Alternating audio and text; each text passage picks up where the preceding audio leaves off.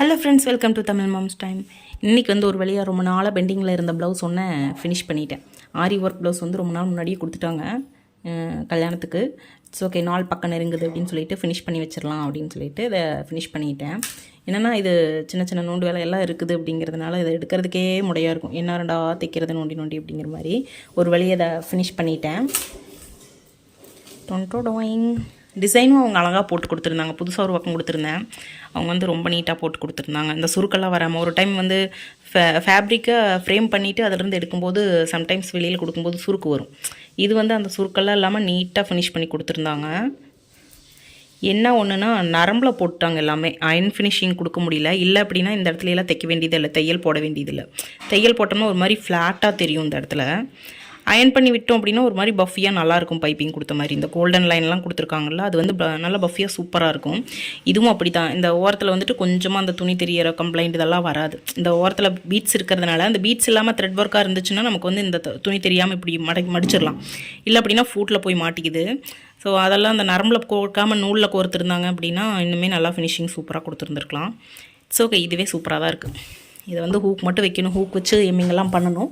அதே மாதிரி இன்னொன்றும் காமிக்கணும். இது வந்து இந்த சைடில் நூல் தெரியாது, ஓரத்தில் மட்டும் அடித்து விட்டேன் ஹூக் பட்டி. இது நீட்டாக இருக்கும். இப்படி மடித்து அடிச்சுட்டு உள்ளே வந்து ஹெம் பண்ணிட்டோம் அப்படின்னா, ஹெம் பண்ணி ஹூக் வச்சோம் அப்படின்னா நீட்டாக இருக்கும். ஸோ அதை பண்ணிடலாம். ஹூக் வைக்கிறது ஒரு பெரிய வேலை இல்லை. அப்புறம் என்னென்னா அடுத்த ஒரு எம்ப்ராய்டரி ப்ளவுஸ் கொடுத்துட்டாங்க. இது வந்து நாளைக்கு ஸ்டிச் பண்ணணும். இன்னும் லைனிங் எடுத்துகிட்டு வரல, லைனிங் கொடுத்துட்ருக்கேன். பட் இது வந்து அந்த ஒர்க் பண்ணுறவங்களோட ப்ளவுஸு, அவங்க கஸ்டமரோடது. ஸோ நான் தான் மார்க்கிங் பண்ணி கொடுத்தேன். அவங்க ஒர்க் பண்ணி கொடுத்துட்டாங்க. நாளைக்கு கொடுக்கணும்னு சொல்லியிருக்காங்க. ஓகே, நாளைக்கு ஒரு பொழுது இருக்குது. நாளான்னைக்கு கொடுக்கணும், வெள்ளிக்கிழமைக்கு கொடுக்கணும்னு சொல்லியிருக்காங்க. ஸோ நாளைக்கு ஒரு பொழுது இருக்குது, நம்ம பொறுமையாக ஸ்டிச் பண்ணலாம் அப்படின்னு சொல்கிறதுக்கு இல்லை. அந்த ப்ளவுஸ் ஸ்டிச் பண்ணுறதுக்கு முன்னாடி நான் என்ன பிளான் பண்ணேன்னா, இந்த ப்ளவுஸை ஸ்டிச் பண்ணலாம் அப்படின்னு பிளான் பண்ணேன். அதை முடிச்சுட்டு அந்த வயலட் எம்ப்ராய்டரி முடிச்சுட்டு இதை வந்துட்டு ஸ்டிச் பண்ணணும் அப்படின்னு நினச்சிட்டு இருந்தேன். இதுக்கு ஹூக்கு இதெல்லாமே நூல் பாபின் சுற்றுறது இதெல்லாமே பண்ணி வச்சிட்டேன். பைப்பிங் கொடுத்தா தைக்கணும். வேறு ஒர்க்கெல்லாம் இல்லை. போடுறதுனா போடலாம் டைம் இருந்துச்சுன்னா. பட் நமக்கு டைம் இல்லை அப்படிங்கிறதுனால இதெல்லாமே ரொம்ப நாள் முன்னாடி வீடியோவில் காமிச்சிருப்பேன். இந்த ஒர்க்கெல்லாம் முடிச்சு கொடுக்கணும் அப்படின்னு சொல்லிட்டு இதை பீரோக்குள்ளே கொண்டு வச்சு அது அப்படியே தூங்கிட்டு இருந்துச்சு. சரி முடிச்சு வச்சிடலாம் அப்படின்னு சொல்லிட்டு இந்த ப்ளவுஸும் கம்ப்ளீட் பண்ணிட்டேன். இதுக்கு வந்து சின்ன சின்ன பீட்ஸ் எல்லாம் கொடுக்கணும். அந்த ஒர்க்கும் பெண்டிங் வச்சுருக்கிறேன். இன்றைக்கி வந்து என்னென்னா, இப்படி இருந்தாலும் இதை கையில் எடுக்க போகிறதில்ல. ஸோ இதை கட்டிங் மட்டும் போட்டு வச்சுட்டு, இந்த ப்ளவுஸை கட்டிங் மட்டும் போட்டு வச்சுட்டு இதோட லைனிங் எடுத்துகிட்டு வந்தால் தண்ணியில் போட்டு வச்சுட்டு அதுக்கப்புறமா இந்த ரெண்டுக்கும் ஃபினிஷிங் பண்ண போகிறேன். இந்த ஃபினிஷ் பண்ணிவிட்டு அதுக்கப்புறமா காமிக்கிறேன். ஹூக் வச்சுட்டு இதுக்கு பீட்ஸ் எல்லாம் வச்சுட்டு நைட்டு தூங்குறதுக்கு முன்னாடி இந்த வேலையெல்லாம் செய்யணும். அதுக்கு மேலே இன்னொரு வேலை இருக்குது எனக்கு. என்னென்னா சாப்பாடு செய்யணும். குழம்பெல்லாம் இருக்குது, சாப்பாடு செய்யணும். ஸோ அதுக்கப்புறம் வந்துட்டு டிராஃப்ட் போடணும். டிராஃப்டிங் ஐட்டம்லாம் இங்கே வச்சுருக்கேன். நான் வந்துட்டு வெல்ஃபிட் டெய்லர்ஸ்ன்னு சொல்லிட்டு யூடியூப் சேனல்லே இருக்குது அவரோடது வந்து நான் கிளாஸில் சேர்ந்துருக்கேன் டிப்ளமோவில். ஸோ அது வந்துட்டு அவர் வைக்கிறதெல்லாம் புள்ளி கணக்கு மாறாமல் வைக்கிறாரு. ஒரு என்னது 9 புள்ளி 1 பாயிண்ட் அப்படியெல்லாம் வைக்கிறாரு. 9 இன்ச் 1 பாயிண்ட் அப்படியெல்லாம் வைக்கிறாரு. ஸோ அதெல்லாம் கொஞ்சம் டஃப்பாக தான் இருக்குது. இருந்தாலும் நம்ம ஏதோ கற்றுக்குறோம் அப்படின்னு சொல்லிட்டு ஜாலியாக தான் இருக்குது. 4-5 டிராஃப்ட் போடணும். இப்போ தான் 3 போட்டு வச்சுருக்கேன். அதுக்குள்ளே அடுத்த கிளாஸ் வந்துருச்சு. இப்போ அடுத்த டிராஃப்ட்டும் சேர்ந்துக்குச்சா. டிராஃப்ட் போட்டுட்டு அதோட டீட்டெயில்ஸ் எல்லாம் சைடில் எழுதணும். அந்த சைடில் டிராஃப்ட் போட்டிருக்கேன். இது வந்து மேலே எடுத்து காமிக்கணும். ஸோ அதனால் தெரியாது. இந்த பேப்பரில் தான் போடணும். A4 போடலாம், இல்லைனா A3 பேப்பரில் போடலாம். கீழே இருக்கிறது ரெண்டுமே A3 பேப்பர் தான். ஸோ 2 பேப்பர்லேயுமே போடலாம். இதில் வந்து டிராஃப்ட் போடுற மெட்டீரியல்ஸ் எல்லாம் அங்கேயே அனுப்பிச்சி விட்டுட்டாங்க. ஸ்கேலு, அதுக்கப்புறமா ஸ்கேல் அனுப்பிச்சி விட்ருந்தாங்க. அப்புறம் இதெல்லாம் வந்துட்டு நாங்கள் எடுத்துருக்கோம். இந்த ஸ்கேல் அனுப்பிச்சிருந்தாங்க, இந்த ஸ்கேல் அனுப்பிச்சிருந்தாங்க. அப்புறமா வந்துட்டு இதுலேயே ஒயிட் ஒன்று இருக்குது, இது வந்து அனுப்பிச்சிருந்தாங்க. ஸோ இது வந்து நெக் ட்ராப் எல்லாம் பண்ணுறதுக்கு கலர் பென்ஸ் இருந்தால் நமக்கு நல்லாயிருக்கும் அப்படின்னு சொல்லிட்டு இவங்க வந்து 2 டிராஃப்ட் போடணும். ஒரு கிளாஸ்க்கு வந்துட்டு பேப்பரில் ஒன்று அவருக்கு அனுப்புறதுக்கு, அதுக்கப்புறமா நோட்டில் ஒன்று போடணும். நோட்டில் நான் கையிலேயே வைக்கல, பேப்பரில் போட்டு அவருக்கு ஃபஸ்ட் அனுப்பிடலாம், அதுக்கப்புறமா நோட்டில் போட்டுக்கலாம்னு சொல்லிட்டு விட்டுட்டேன். ஸோ இந்த ஸ்கேல் இதெல்லாம் வந்து அக்யூரேட்டாக மார்க் பண்ணுறதுக்கு யூஸ் ஆகுது. இது கிளாஸில் சேர்ந்ததுக்கப்புறம் தான் எனக்கே தெரியுது எப்படியெல்லாம் அக்யூரேட்டாக மார்க் பண்ண முடியுமா ப்ளவுஸை அப்படின்னு சொல்லிட்டு. 4 முடிச்சு போட்டு வெட்டிகிட்டு இருந்தோம். இப்போ வந்து 2ஐயும் போட்டு குழப்பிட்டு கிடக்கும். It's okay. இதை இப்போதைக்கு க்ளீன் பண்ண முடியாது. ஸோ வீட்டு வேலையெல்லாம் முடிச்சுட்டு பொறுமையாக அதை க்ளீன் பண்ணிக்கலாம். வீட்டு வேலைக்கு ஜாயின் ஆகலான்னு வந்து பார்த்தா தான் தெரியுது மாவுக்கு வேறு ஊற வச்சுருக்கேன். நான் கிரைண்டரில் ஆட்டிடுறேன் அப்படின்னு சொல்லிட்டேன். இருந்தாலும் ரொம்ப டைம் ஆயிடுச்சு அப்படிங்கிறதுனால இது மிஷினுக்கே கொடுத்து விட்டுடலாம். இதை வந்து நல்லா கழிஞ்சு க்ளீனாக தான் வச்சுருக்கேன். ஸோ அப்படியே மூடி வச்சு மிஷினுக்கு கொடுத்து விடுறதா நமக்கு பெட்டராக இருக்கும். ஏன்னா வேலை நிறையா கிடக்குது.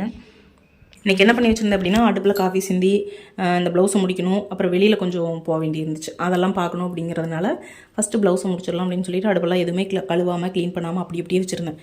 கரெக்டாக உரம்பரை வந்துட்டாங்க. நம்ம எப்போ க்ளீன் பண்ணாமல் வச்சுருப்போமோ அப்போ தான் வந்துடுவாங்க. பரவாயில்ல, அவங்கள அப்படியே பார்த்து இந்த பொண்ணு என்னடா இப்படி வச்சுருக்கா வீட்டை அப்படின்னு பேரெல்லாம் வாங்கிட்டு அதுக்கப்புறமா அவங்கள அனுப்பிச்சி விட்டு தான் வீட்டையும் அந்த அடுப்பையாவது க்ளீன் பண்ணி வைக்கலாமே அப்படின்னு சொல்லிட்டு அடுப்பை க்ளீன் பண்ணி வச்சேன்.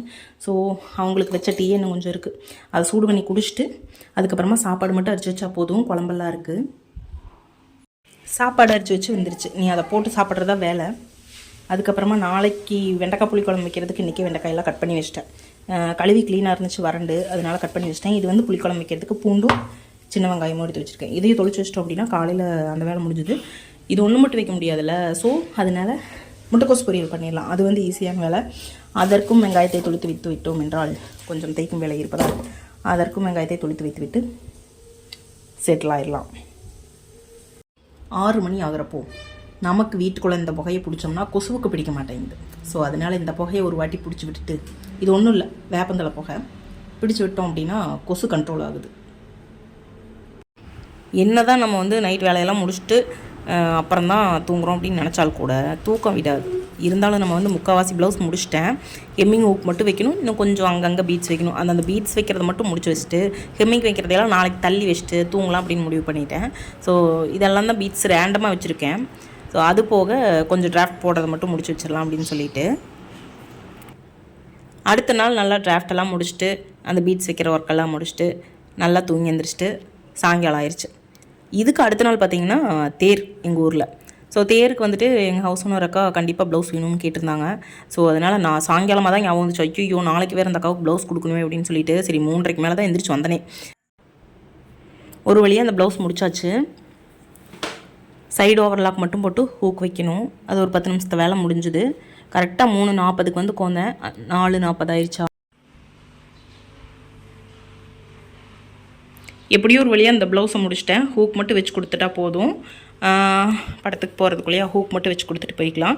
இந்த ப்ளவுஸ் வந்துட்டு நியூ மெத்தடில் கட்டிங் போட்டு பார்க்கலாம் அப்படின்னு சொல்லிட்டு சார்ட் பேப்பர்லாம் கட் பண்ணேன். ட்ரேஸ் எடுத்து, அதாவது ப்ளவுஸை ட்ரேஸ் எடுத்து நான் கட் பண்ணியிருந்தேன். இந்த பார்ட்டை மட்டும் இப்படியே வச்சு இப்படி ட்ரேஸ் எடுத்திருந்தேன். சார்ட் பேப்பரில் ட்ரேஸ் எடுத்து அது ஒரிஜினலோட கட் பண்ணி அது ஒரு வீடியோவே போட்டிருக்கேன். பட் அது இன்னும் ட்ரை பண்ணி பார்க்கல. இந்த பாப்பாவுக்கு தான் ட்ரை பண்ணி பார்க்கலாம் அப்படின்னு சொல்லிட்டு இருந்தேன். பட் வந்து என்னாச்சுன்னா யூனெக் வைக்க சொல்லியிருந்தாங்க, வச்சுட்டேன். அந்த ப்ளவுஸோட அளவுலேருந்தே ப்ளவுஸோட அளவுக்கு கரெக்டாக தைச்சிருக்கேன்னு அப்படின்னாங்க. நான் பாட்டுக்கு தைச்சிட்டேன், கட் பண்ணி வச்சுட்டேன் லைனிங்கை. அதுக்கப்புறமா பார்த்தா போட் நெக் சொல்லியிருந்துருக்காங்க போல், நான் நோட் பண்ணி வைக்கல. நான் கூப்பிட்டு சொன்னதுக்கு இல்லைம்மா போட் நெக் தான் வைக்க சொன்னேன் அப்படின்னாங்க. இருந்தாலும் பரவாயில்ல, நீ வெட்டிட்டீங்கன்னா பரவாயில்ல, அப்படியே தைச்சிரு, யூனிக்கே தைச்சிரு, நெக்ஸ்ட் டைம் வேறு சாரிக்கு வச்சுக்கலாம் அப்படின்னு சொன்னாங்க. இருந்தாலும் வந்துட்டு எனக்கு வந்து மனசு கேட்கல. சரி ஆசையாக இருந்திருப்பாங்க போட் நெக் வைக்க சொல்லி அப்படின்னு சொல்லிட்டு சின்ன ஹோலை வைங்க அப்படின்னாங்க. இது வந்து ஆல்ரெடி சின்ன ஹோல் தான். இதுக்கு வந்து மேட்சிங்கே கிடைக்கல. 2-3 கடை சுற்றி மேட்ச் பண்ணி எடுத்துட்டேன். எப்படியோ இது வீடியோவில் பார்க்குறதுக்கு கூட டபுள் கலருங்கிறதுனால வேறு மாதிரி தெரியுது. பட் அக்யூரேட்டாக மேட்சாக இருக்குது. வச்சுட்டு பார்த்தா இது ரொம்ப ப்ளைனாக இருந்துச்சு. இதுக்கு என்ன பண்ணலாம் அப்படின்னு சொல்லிட்டு பீட்ஸ் அப்படியே ஃபுல்லாக இருக்கும்ல, ஒரு லேஸ் மாதிரி பீட்ஸ் லேஸ், அதை வச்சு ஸ்டிச் பண்ணலாமா அப்படின்னு பார்த்தேன். இந்த இடத்துல வச்சாலும் நல்லா இருக்காது. ஸோ இங்கே வச்சோம்னா, இங்கே மட்டும் வச்சோம்னாலும் இது ஒரு மாதிரி மொட்டையாக தெரிஞ்சது. எனக்கு அதில் பிடிக்கல. என்ன பண்ணலாம் அப்படின்ட்டு இதில் வந்து 2-3 சைஸ் பீட்ஸ் எல்லாம் வச்சு பார்த்தேன். பட் இது சூப்பராக இருந்தது. இது ஒர்க் அவுட் ஆகுமா, நல்லா இருக்குமா அப்படின்னு சொல்லிட்டு வச்சுருந்தேன். பட் இது முடிச்சதுக்கப்புறமா பார்த்தா ஃபினிஷிங் எனக்கு ரொம்ப பிடிச்சிருக்கு. இது வந்து கையில் பீட்ஸ் வச்சா ஃபினிஷிங் நல்லா இருக்குமா அப்படின்னு சொல்லிட்டு யோசிச்சுட்டு தான் வச்சேன். பட் இது வந்து கையில் தான் நூலை வந்து 4 எடுத்துட்டோன்னா தான் கொஞ்சம் ஸ்ட்ராங்காக இருந்துச்சு. 2 கூட எடுத்து போட்டிருந்தேன். எந்த இடத்துலனா கையில் போட்டதெல்லாம் ஃபஸ்ட்டு ஸ்டார்டிங்கில் 2 தான் போட்டிருந்தேன், டபுள் த்ரெட் தான் போட்டிருந்தேன். அப்புறம் வந்துட்டு 4 மாற்றிட்டேன். 4 நூல் போடும்போது நல்லா ஸ்ட்ராங்காகவே இருந்துச்சு. ஸோ இந்த ப்ளவுஸ் வந்து எப்படி இருக்குதுன்னு சொல்லி கமெண்ட் பண்ணுங்கள். இது என்னடா ஆரி ஃப்ரேமில் இப்படி மாட்டி வச்சுருக்கேன்னு பார்க்குறீங்களா? இது ஒன்றும் இல்லை, சின்னதாக ஒரு ஆரி ஒர்க் தான் போடணும். எதுக்கு அப்படின்னா இந்த டெசில்ஸ்க்காக, இந்த ப்ளவுஸோட டெசில்ஸ்க்காக. நார்மலாக ரெடிமேட் கொடுத்தோம் அப்படின்னா என்ன ஆகும்னா அது மட்டும் கருத்துரும், ரெடிமேட்டில் இருக்கிற டெசில். இது வந்துட்டு இதுக்கு மேட்ச் பண்ணி போடலாம் அப்படின்னு சொல்லிட்டு தான் எடுத்து வச்சுருக்கேன். அவங்களும் போட சொல்லிவிட்டு எனக்கு ஏன்னா இதே எக்ஸாக்ட் மெட்டீரியல் வேணும்ல. ஃபஸ்ட்டு வந்து நான் நினைக்கல, ப்ளைனாக ஃபினிஷ் பண்ணிட்டேன். பண்ணதுக்கப்புறம் தான் ப்ளவுஸை ஃபினிஷ் பண்ணிவிட்டேன். ஆரி ஒர்க் போட்டவங்களே இந்த மெட்டீரியலை கேட்டங்காட்டி கொடுத்து விட்டாங்க. அப்படியே பல்காக இந்த ப்ளவுஸ் ஒர்க் பண்ணதெல்லாம் அப்படியே ஒரு கவரில் போட்டு கொடுத்து விட்டாங்க. பட் என்ன அப்படின்னா இந்த கலர் த்ரெட்டை அவங்க யூஸ் பண்ணல. நான் என்ன நினச்சேன்னா இந்த கலர் த்ரெட்டை வந்து யூஸ் பண்ணிக்கலாம் அப்படின்ட்டு. அதுவும் வரல. அப்புறம் ஜர்தோசி வரல, அந்த கலரில், இந்த பிங்க் கலரில் எதுவுமே வரல. அவங்க வந்து சாரீக்கு மேட்ச் பண்ணி போடட்டும்னு சொல்லிட்டு இந்த த்ரெட்டு கொடுத்துட்ருக்காங்க. பால் டிசைன்ஸ் ரெடி பண்ணலாம் அப்படின்னு சொல்லிட்டு தான் அந்த பால்லாம் ரெடி பண்ணி பார்த்தேன். பட்டு இது வந்து கலர் மேட்ச் ஆகலை. இந்த ப்ளவுஸுக்கு இது மட்டும் தனியாக தெரியற மாதிரி இருந்துச்சு. இந்த கலர் மட்டும் மேட்ச் ஆகலை. ஏன்னா இந்த கலர் யூஸ் பண்ணியிருந்தாங்கன்னா இது யூஸ் பண்ணுறதுக்கு கரெக்டாக இருக்கும். அந்த பால்ஸ் வச்சு செய்கிறதுக்கு எனக்கு ரொம்ப ஆசையாக இருந்துச்சு. ஸோ ஓகே அப்படின்னு சொல்லிட்டு இந்த ப்ளவுஸோட மெட்டீரியல் வந்து அங்கங்கே கட் பண்ணிவிட்டு பார்த்திங்கன்னா இதோட கரை பெரிய கரை. இந்த ப்ளவுஸில் வந்து ரொம்ப பெரிய கரை. இது வந்து கரை யூஸ் பண்ண வேணாம் அப்படின்னு சொல்லியிருந்தாங்க. கரையை கட் பண்ணிட்டோம்.